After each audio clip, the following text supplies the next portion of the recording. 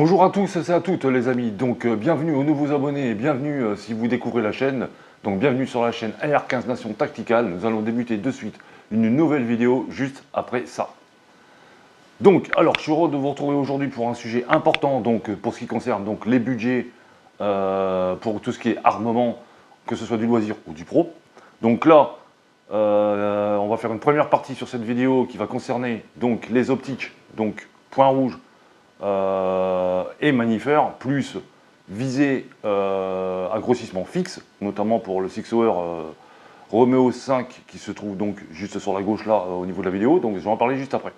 Donc là, il va falloir faire attention à plusieurs choses. Donc comme je le dis toujours, votre choix au niveau des optiques. Donc il y a plusieurs gammes, plusieurs qualités, plusieurs marques. Beaucoup sont vantés par des critères qui sont plus ou moins vrais, plus ou moins crédibles. Donc le mieux, bien évidemment, c'est de faire appel à des gens qui testent sur le terrain. Donc je parle pour l'opérationnel, donc sur le terrain opérationnel, je précise bien. Donc ce qui est mon cas, donc j'ai pas mal de retours sur beaucoup de matos et je peux vous garantir que, comme je le dis souvent, ce genre de personnes ne plaisantent pas avec le matériel, ils s'en prennent plein la bougie. Donc voilà. Donc là, dites-vous bien que tout ce qui est optique, c'est vachement important. Parce que ça va nécessiter des lentilles de qualité, des hautes qualité, pour avoir une netteté parfaite, pour avoir un champ de vision parfait, une distance œil optique importante, tout dépend aussi de ce que l'on veut faire, et de la configuration que l'on veut faire. Donc, je vous invite aussi à aller voir mes vidéos pour ce qui concerne les configurations, notamment sur les AR15 et les fusils d'assaut. Donc, récemment, j'en ai posté une sur les montages donc Unity, qui sont bien particuliers. Donc, j'espère qu'elle vous a plu. Donc, je referai encore une autre partie de cette vidéo-là aussi, parce que c'est la configuration sur le Schmeiser S4F n'est pas terminée. Donc là, on va changer tout à fait de domaine, on va passer sur le VHS2. Donc je me suis creusé le cerveau à plusieurs reprises pour le VHS2, donc il y a plusieurs optiques qui sont adéquates dessus. Donc il y en a, c'est pas le top, mais il y en a, franchement, c'est pas mal. Donc là, j'ai découvert, en achetant le Schmeiser S4F, un optique qui était livré avec, auquel j'avais vraiment pas fait attention au départ. Et d'ailleurs, je l'ai testé et réglé avec l'optique concernée, donc qui se trouve ici. Et franchement, j'en suis vraiment pas déçu. Donc je l'avais donné à tester à quelqu'un en OP. Bon, il m'a dit que ça tenait la route. Donc il n'y a pas de souci, ça tient la route. C'est efficace et c'est pas mal. Donc je vais vous présenter cette optique-là de suite. Donc déjà, au niveau de la présentation, donc voilà comment ça se présente. Il s'agit de la marque Falk. Donc évidemment, c'est de l'allemand. Donc déjà, c'est un gage de qualité. Hein, donc voici le carton. Ça se présente un petit peu comme un Neotech, donc très sympathique.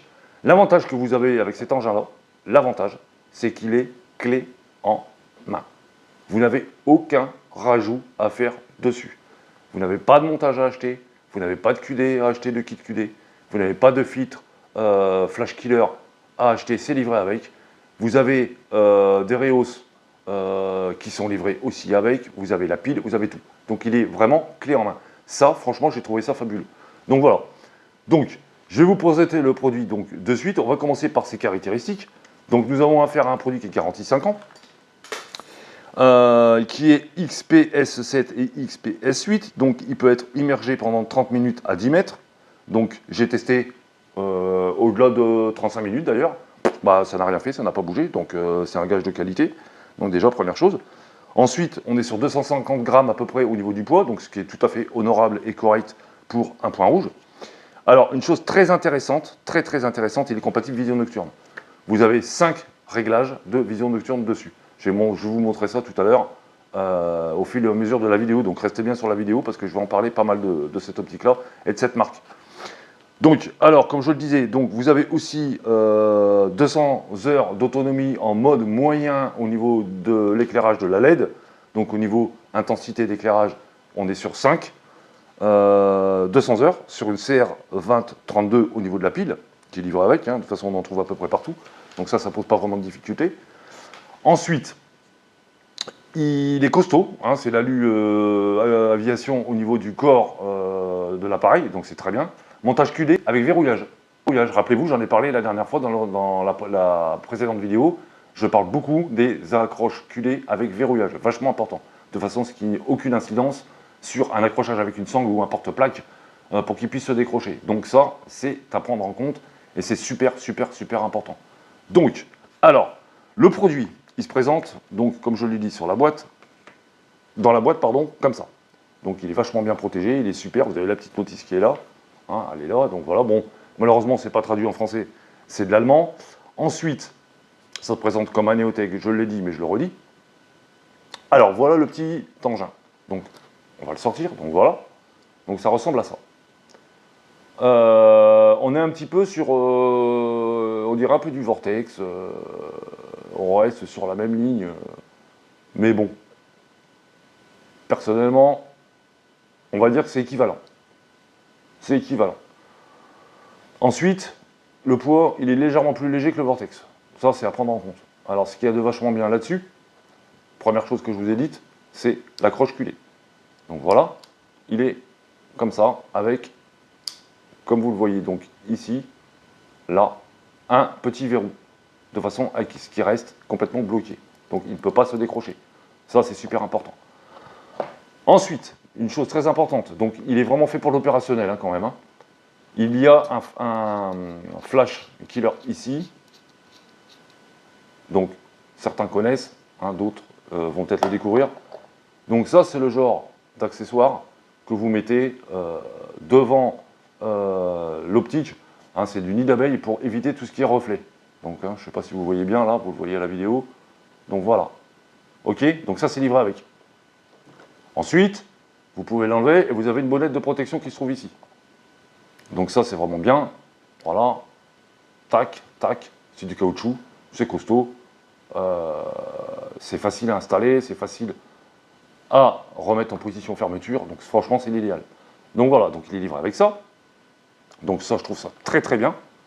Donc on va remettre le filtre. J'ai testé, hein. Franchement, il n'y a aucune réverbération, c'est le top. Vous voyez, voilà. Comme ça gêne rien au niveau de la visée, au niveau du point rouge. Alors, on est sur un point de 2 MOA, d'accord? Donc ce qui est tout à fait honorable pour un appareil de tir dynamique.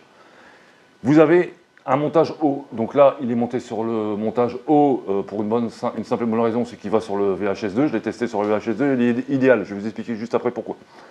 Donc il est livré donc, avec une réhausse, ici, donc là elle est déjà montée, donc je l'ai rehaussé légèrement, et il est livré, alors c'est ce qu'on appelle, alors je ne sais pas si vous le savez tous, mais ça c'est ce qu'on appelle des montages endpoint. Donc en fait, vous avez certains montages de marque endpoint ou d'autres montages, notamment Unity, qui utilisent l'empreinte endpoint pour pouvoir monter un optique.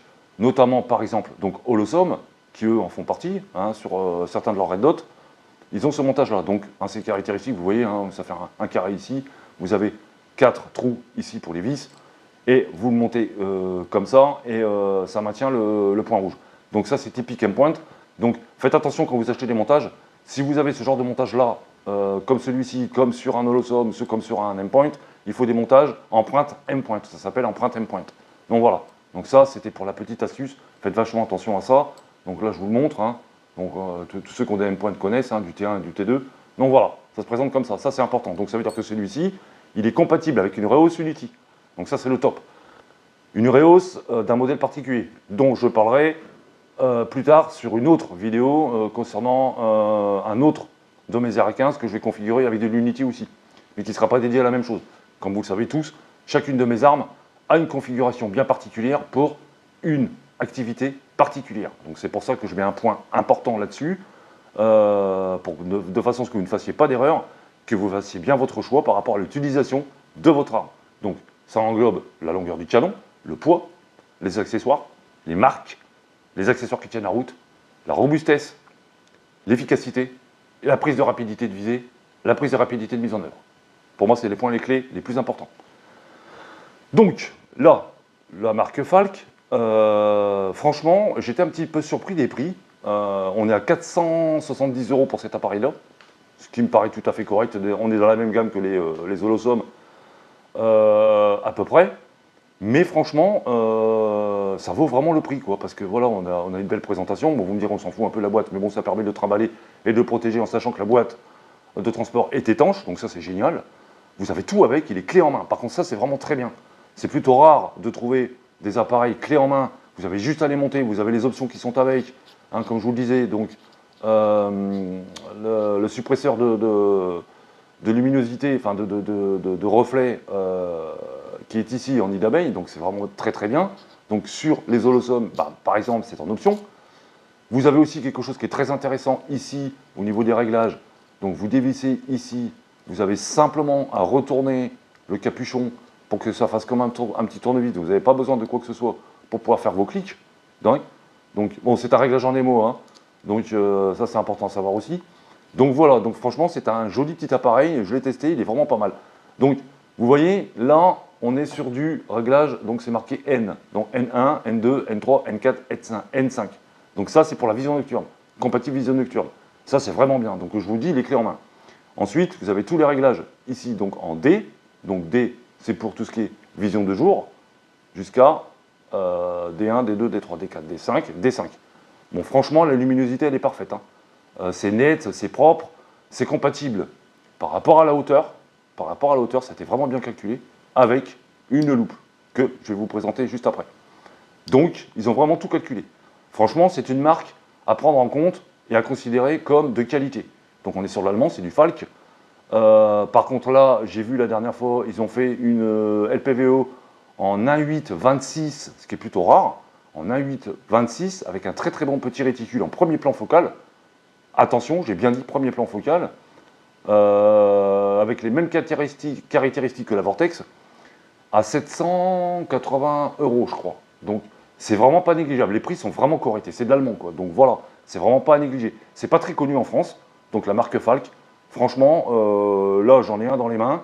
Je pense que prochain achat sur une LPVO peut-être, ou un autre point rouge, ou une visée panoramique, parce qu'ils font de la visée panoramique. Je prendrais certainement un Falk, parce que franchement, ça tient bien la route. C'est relativement costaud, quoi. Là, on est sur du Maus, hein, donc voilà, c'est de l'allemand, hein, forcément. Donc, voilà pour le Falk. Alors, maintenant, on va le monter sur le VHS2. Donc, je vais ranger ça. Alors, pourquoi sur le VHS2? Mais la hauteur, elle est parfaite, en fait. Je vais vous montrer ça de suite. Alors, on va d'abord mettre le QD en position ouverture. Donc, vous voyez, vous ne pouvez pas... Ça, c'est vraiment bien foutu parce que vous ne pouvez pas aller au-delà. Donc, clac, là, c'est vraiment bien fait. Ça m'a plu. Donc évidemment, on le pousse, comme je l'ai toujours expliqué, donc vers l'avant. D'accord? On le maintient vers l'avant. Et voilà, là on clique. Alors, pourquoi sur le VHS2? Alors sur le VHS2, comme j'avais expliqué lors d'une autre vidéo, dont je vous mettrai le lien si ça vous intéresse dans la description, le problème que moi j'ai et que beaucoup ont, c'est l'histoire de ces organes de visée qui sont beaucoup trop bas. Donc forcément, ça oblige à incliner la tête complètement comme ça, on est quasiment couché dessus, moi ça ne me va pas du tout. Par contre,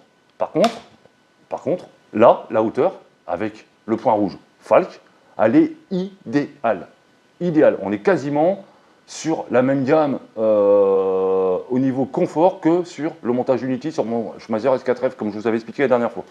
Donc franchement, c'est le top. Il est compatible sur une loupe, donc je vais en mettre une. Bon, je vous expliquerai après pourquoi j'ai choisi cette loupe-là. Et d'ailleurs, le montage, de toute façon, je vais l'enlever. Ce qui ne me plaît pas du tout. Donc ça, vous savez que moi, je ne suis pas pour les montages basculants comme ça. Pour la raison que j'ai évoquée dans la précédente vidéo. Donc voilà. Voilà pour ce qui concerne la loupe. Donc là, on est bon, on est tout bon, tout est nickel. Alors, que peut-on attendre d'un optique de la marque Falk? Eh bien, écoutez, vous avez 0 parallaxe, déjà d'une, pour commencer. Ça, c'est parfait. Vous avez une garantie de 5 ans, comme je l'ai dit. Vous avez une très très bonne qualité de fabrication, donc il est propre. Vous avez un accrochage culé, il est clé en main. Vous avez la pile, bon, la pile, on s'en fout un peu, mais bon, quand même. Vous avez la pile. Vous avez une réhausse bien costaud, elle est vraiment costaud cette réhausse, hein. Franchement, c'est épais, hein. Regardez-moi ça un peu l'épaisseur au niveau de la hausse, du support, c'est quand même du costaud, quoi. On est sur du Maus là, donc là ça c'est parfait. Il a une très très bonne luminosité, il est relativement précis à 200 mètres sans problème. Donc voilà pour la présentation du Falk. Donc, mes amis, on est sur du 470 € à peu près. Donc c'est pas négligeable. Ça reste dans une gamme, on va dire, je vais pas dire moyenne, on est au-dessus de la moyenne. Pour moi, on est au-dessus de la moyenne. L'ayant testé, l'ayant mis dans les mains de quelqu'un d'opérationnel, d'après les retours qu'il m'a fait, il n'a pas bougé, il n'a pas de rainure, pourtant il en a pris plein la figure, dans la poussière, dans le sable, truc machin, il était allé dans la boue d'ailleurs, il a été nettoyé à coup de jet. Ben voilà, il a même pas, il a rien. Il a rien, donc bon, valeur sûre. Pour moi, valeur sûre. Donc c'est de la bonne qualité. Donc voilà. Personnellement, à choisir entre un Holosom et un Falk, je prends du Falk. Je vous le dis de suite. Moi, je reste sur de l'allemand, non pas pour faire de l'apologie, hein, bien évidemment, ça n'a rien à voir, mais voilà, la qualité, elle est là, quoi. Donc la fabrication, la qualité de fabrication, elle est là. Il suffit de regarder le montage au niveau de la Reos. Bon, vous voyez l'épaisseur, quoi. Là, il n'y a pas photo, quoi. C'est du costaud. Pour le péter ou pour le tordre, il va falloir y aller quand même, hein. Moi, j'ai des autres Reos, bon, je ne les ai pas prises. Eh ben, elles sont beaucoup plus fines que ça, quoi. Donc voilà. Ça, c'est pour le Falk. Donc pour ceux qui possèdent un VHS2, il s'agit du modèle donc Falk S, donc c'est spécifié ici. Donc c'est un point rouge, comme je l'ai dit, 2 MOA, donc très très bien, amplement suffisant. Compatible vision nocturne, vachement important pour l'opérationnel. Ça va parfaitement bien sur un VHS2 au niveau confort de tir. Vous avez juste à lever votre arme, vous visez pile poil, vous êtes en plein dedans, vous n'avez pas à bouger la tête. J'ai vraiment été surpris parce qu'on on croirait qu'il est fait pour. D'ailleurs, je ne comprends pas, ils auraient dû avoir un contrat avec la Croatie pour pouvoir l'installer en vente sur le VHS2. Mais bon, après ça, c'est des histoires de business, ça n'a rien à voir. Mais sinon, c'est certainement pas fait exprès, je pense, ou je sais pas. Mais ou alors un Tavor, faudrait voir sur un Tavor. Faudrait le tester sur un Tavor. Donc je sais que j'ai un de mes abonnés qui a un Tavor. C'est dommage. J'aimerais bien savoir s'il en possède un, s'il peut en avoir un, qu'il le teste. Et j'aimerais bien avoir son ressenti et son compte rendu à ce niveau-là. Donc pour les gens qui sont grands comme moi, qui ont des difficultés, ou même, c'est pas une question de grandeur, qui ont des problèmes de visée avec le VHS2 par rapport au point rouge, ça, celui-ci c'est l'idéal. Franchement, au niveau de la hauteur, on est parfait. Donc voilà. Ensuite, on va passer sur toute autre chose. Donc, on va passer sur SIXHOUR. Alors là, on va rentrer dans une autre configuration. Alors, là, on est sur un Bravo 5. Donc Bravo 5, ça signifie grossissement de 5. Donc, je vous explique. En fait, tout ce qui est grossissement fixe, donc là, je vais le monter, désolé pour la vidéo, vous allez peut-être pas trop voir, mais bon, je vais faire en sorte que. Donc voilà. Voilà pour le Romeo 5. Donc ça, c'est bien et pas bien. Enfin, c'est bien et pas bien. C'est encore une autre configuration. En fait, là, vous avez donc un grossissement fixe. L'avantage que vous avez avec celui-ci, c'est qu'il est compatible 5,56, 223 Remington et 7,62 par 39 et 308. Il est en grossissement de 5, fixe, comme je l'ai dit. Mais par contre, ce qu'il y a de bien, vous remarquerez, c'est que vous avez des rails Picatinny ici, qui, eux, vont pouvoir avoir l'avantage de pouvoir mettre un point rouge, comme j'ai fait sur la Vortex Strike Eagles. Donc par contre, ça c'est très bien. Donc l'avantage qu'il y a là, c'est qu'on peut le mettre à droite ou à gauche ou au-dessus. Donc franchement, c'est très très bien. Alors, c'est très particulier comme configuration. Je ne rentre pas trop dans les détails, j'y reviendrai dans une autre vidéo à ce sujet-là, je voulais juste vous le présenter. La qualité optique, elle est excellente. Franchement, elle est excellente. Le réticule est parfait, il ne prend pas toute la vision, il est juste entre les deux. Vous avez un réticule stadimétrique tout simple à comprendre, vous avez un rétroéclairage qui est vachement puissant, et en plus, il est aussi compatible vision nocturne. Alors, ce qu'il y a de bien aussi, donc pour les deux, justement, donc le Falk et pour le SIXHOUR, ils ont une mémorisation du réglage, c'est-à-dire que quand ils vont se mettre en veille, celui-ci, on est à 10 minutes, c'est ça, si je me souviens, 10 à 12 minutes au niveau de la veille, c'est-à-dire qu'il va se couper. Aussitôt que vous allez bouger votre arme, ou vous allez le bouger, il va se remettre en route, il va repasser sur le réglage que vous avez fait. Donc, idem pour lui. Donc là, c'est l'idéal. Alors, attention, celui-ci, au bout de 2 heures, de non-fonctionnement, je me comprends, s'il ne bouge pas, qu'il est allumé, il va se couper tout seul. il ne va pas se mettre en veille, il va s'éteindre. Il va falloir le rallumer. Une fois que vous allez le rallumer, il va se remettre automatiquement sur, même si vous avez bougé les réglages ici de luminosité, il va se remettre automatiquement sur les luminosités sur lesquelles il s'était éteint. Donc ça, c'est vraiment bien. Donc voilà. Voilà pour les configurations au niveau d'un bulb-up, notamment le VHS2. Donc, personnellement, j'aime pas trop ce genre de configuration. Après, c'est un choix. Alors, est-ce que c'est parce que je suis pas habitué ou c'est parce que j'ai trop l'habitude des holographiques bon, bref.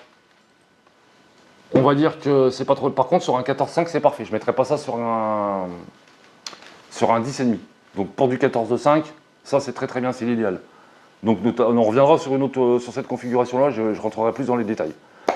Donc, voilà pour la présentation. Pour ce qui concerne la loupe, donc comme je le disais, le montage, voilà, bon, bah ça, niet, hein.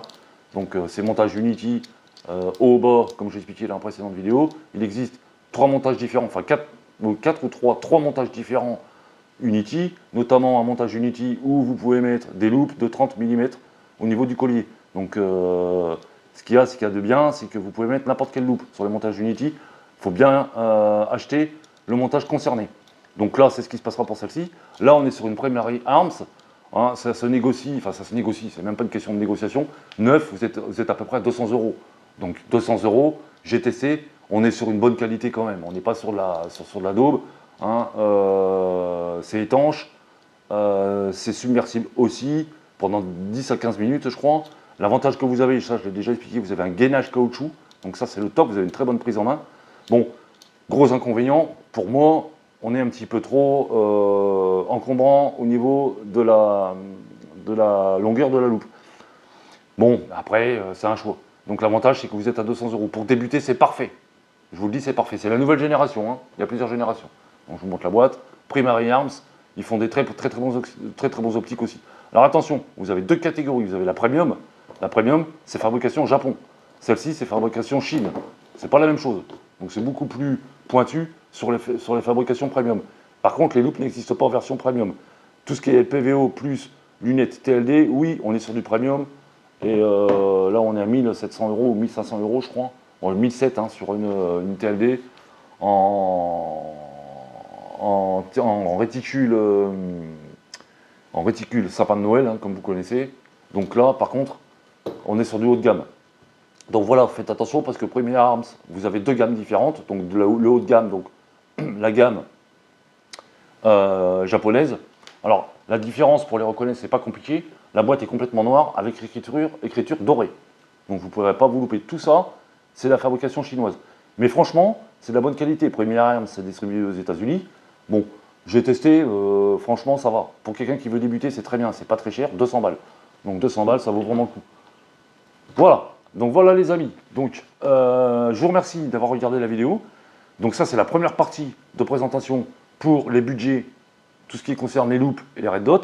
Hein. Donc là, supposons que vous choisissiez de prendre un falk et une loupe. On va dire que si vous avez un budget de 800 € à 700 €, et bien là vous avez le panel complet et vous êtes vraiment OP. À savoir que je l'ai testé avec, hein. Donc franchement c'est très très bien, c'est nickel. À savoir que le montage, par contre, évidemment, il n'est pas fourni avec la loupe. Donc il va falloir l'acheter séparément. Alors pareil, attention au montage, n'achetez pas n'importe quoi, n'allez pas acheter de l'AliExpress, je le répète encore une fois. Donc ne faites pas cette erreur, vous allez vraiment être déçus. Et ça ne sert à rien de mettre de l'argent dans des montages qui ne tiendront pas la route, parce que c'est fait pour de l'airsoft et pas autre chose. Et parfois c'est des copies, enfin même régulièrement ce sont des copies, et ça n'a rien à voir avec l'original. Donc soit vous achetez le montage d'origine, parce que ça c'est le montage d'origine Primary Arms, donc il suffit de le demander à votre armurier, il va le commander avec. Je crois qu'il doit être à 75 € si mes souvenirs sont bons, 75 ou une centaine d'euros, à peu près entre 75 et 100 € pour le montage. Hein. Donc pour démarrer c'est très très bien. Donc pour un VHS2 ou un Tavor par exemple, ou même un AR15, hein, attention, hein, mais là je privilégie plutôt les systèmes bullpup, notamment sur VHS2, parce que franchement ça va très très bien ensemble. Au niveau efficacité, on est très bon, on est très bon. Il n'y a pas besoin de plus, il n'y a pas besoin de faire de rajouts particuliers, de racheter des hausses, des trucs et des machins. Là, avec le Falk, paf, paf, paf, nickel chrome. Donc voilà. Donc voilà les amis pour ce qui concerne cette vidéo au niveau des budgets. Ça c'est la première partie, donc je sais, je me répète. On va faire une deuxième partie, on va monter dans les gammes. Et je vous présenterai un autre optique, par contre là de la marque Colossum, qui est vraiment très très sympathique. Je l'ai choisi pour une raison bien particulière que vous comprendrez. Donc son réticule est très particulier. D'ailleurs, c'est un rapport avec Primary Arms. Donc je vous souhaite un bon week-end et une bonne semaine. Pour ceux qui partent en vacances, bonnes vacances à vous, hein, profitez-en bien. Si vous allez au stand de tir, éclatez-vous, faites-vous plaisir. Merci de vous abonner, appuyez sur la petite cloche pour pouvoir être au courant des dernières vidéos qui sortiront. Mettez des pouces bleus, abonnez-vous, merci à vous, merci aux nouveaux abonnés et merci d'être sur la chaîne. Salut les amis.